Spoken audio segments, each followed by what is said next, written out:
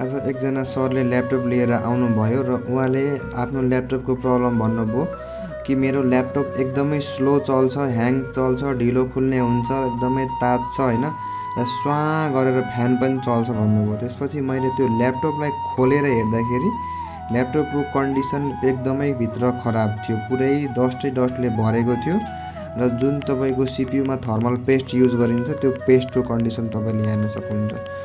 सबै यो सुकेर ड्राई भइसकेछ, हेर्नु सबै सुकेर यस्तो कन्डिसनमा छ यो पेस्ट। यो पेस्टले गर्दाखेरि तपाईँको ल्यापटप एकदमै स्लो चल्ने, ह्याङ हुने हुन्छ। यो जति पनि तात्ने प्रब्लमहरू छ यो सबै थर्मल पेस्टले गर्दा हो।